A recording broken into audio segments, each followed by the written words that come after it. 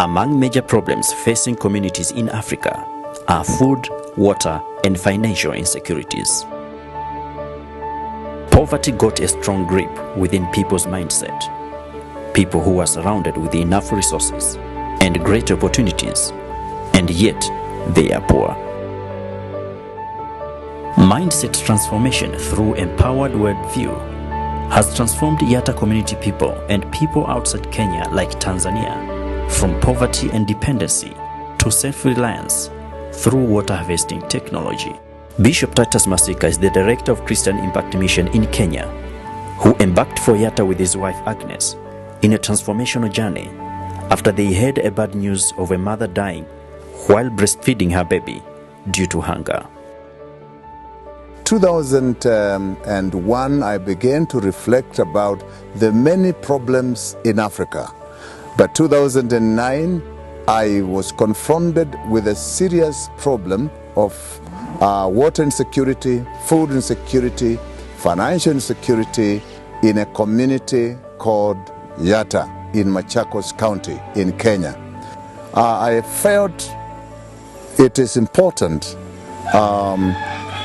for the people of God to live happily. And I felt there must be an answer. There must be a social solution to the problem.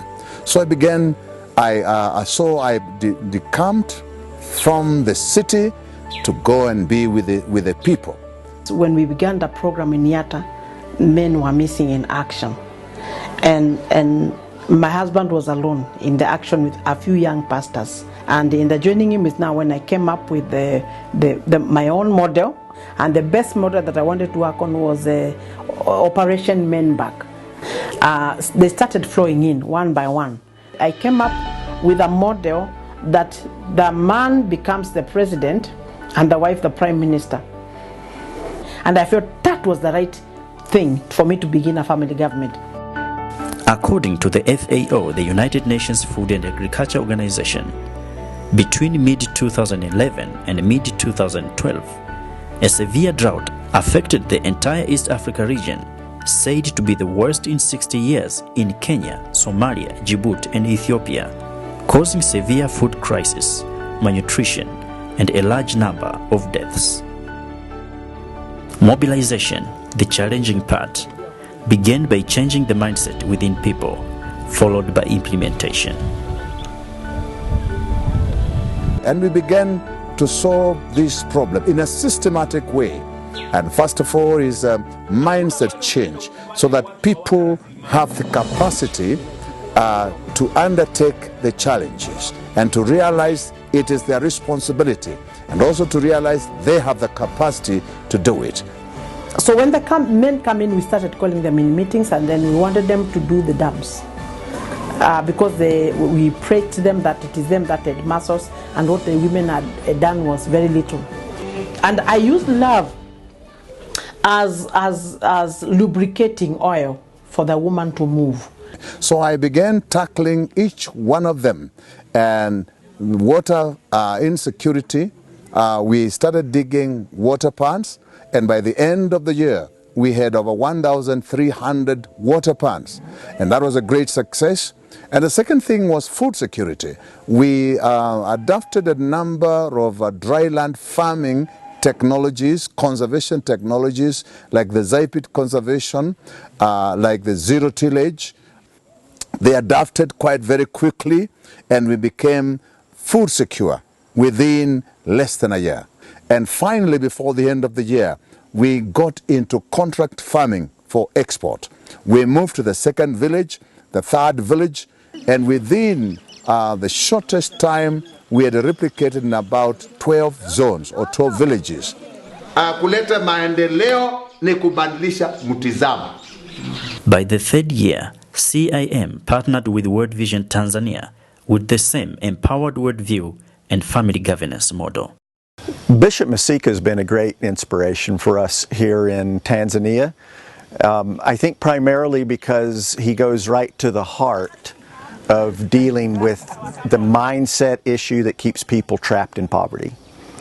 It's all about breaking dependency on government, on World Vision, that thinking process that I don't have anything unless you give it to me. And with Bishop Masika and his ministry, we've been able to bring people to Yatta. They've been able to see in an arid environment that it's possible to do farming, and do farming very productively, so that very poor people can actually be accessing markets as far away as Europe.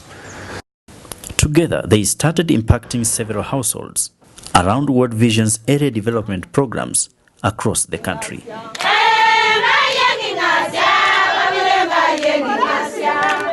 Through this partnership, we have seen tremendous adaptation from those communities who have come to Kenya for training.